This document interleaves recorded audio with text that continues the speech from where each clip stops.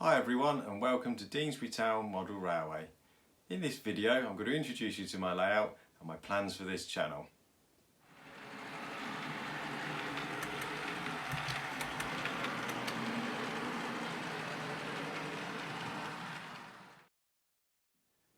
Deansbury Town is a double O gauge layout set somewhere between the North Midlands and the northwest of England.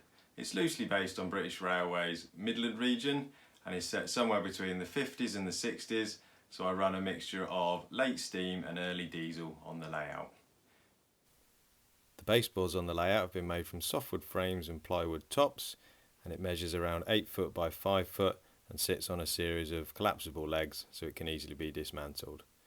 The scenery on the layout is a mixture of polystyrene, cardboard and plaster top, which has then been painted and detailed with a range of scenic products. The layout also features a sliding fiddle yard, which I'll come on to later. I've been working on Deansbury for about 10 years now, but sometimes the progress has been quite slow.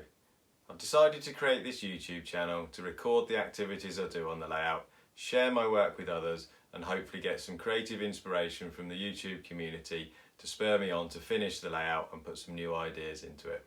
I hope you enjoy my channel.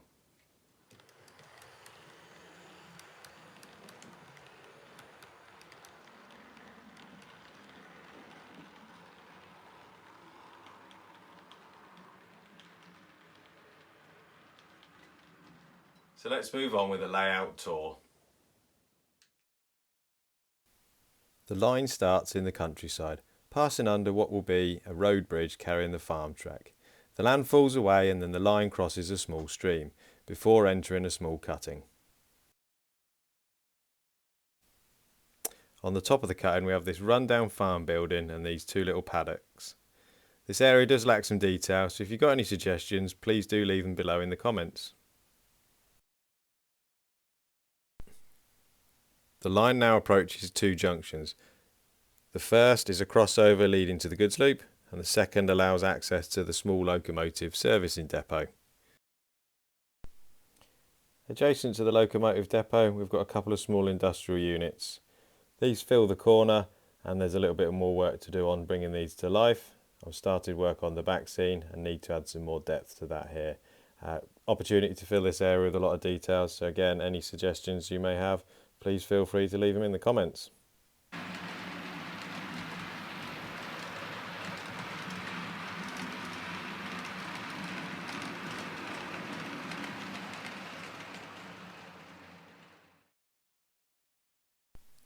So next to the industry we have the signal box, looking a little bit unfinished here. This is a Metcalf kit that I started many years ago, has never really progressed.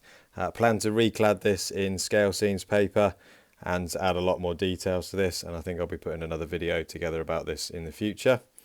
In front of the signal box passes the two main running lines, the goods loop, and then we can see the start of the goods yard complex there. In the front of the goods yard we have a cattle dock. I think cattle traffic had probably finished by the time the layout's set or largely wound down, but I quite like this feature and it gives me an excuse for a little bit of additional traffic in and out of the goods yard.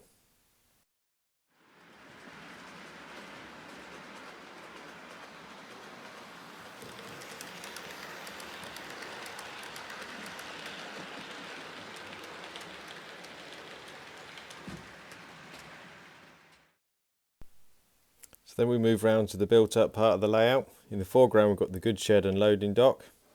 Behind that we've got the main station. The station's got two main platforms where the main lines run in, and then the third loop in the foreground. Station square in the background is mainly low relief buildings, and you can see the start I've made on the back scene.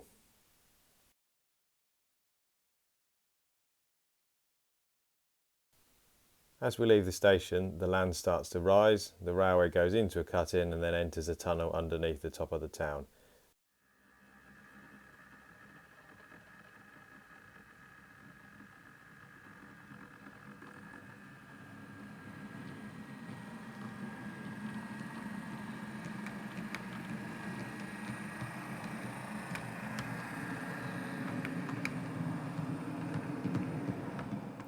And then closing the loop we've got the 12 road sliding traverser style fiddle yard.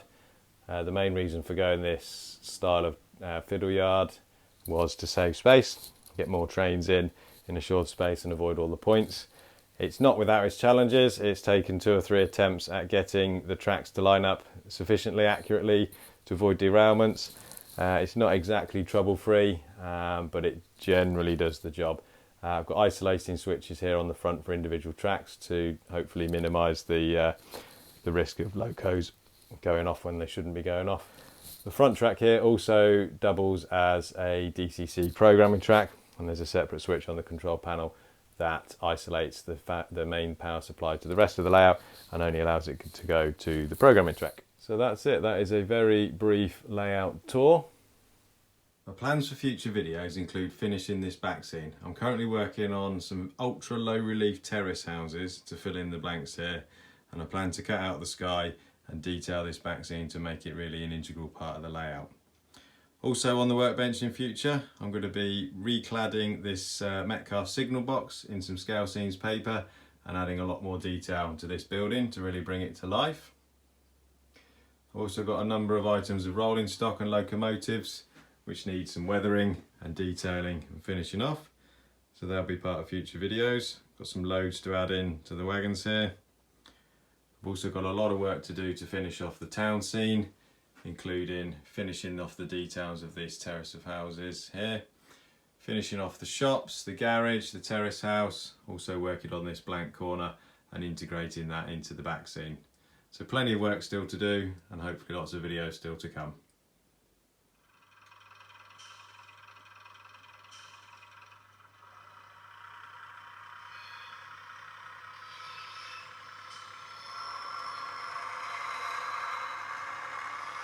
So that concludes my first video. I hope you found something of interest. If you have, please do like and subscribe.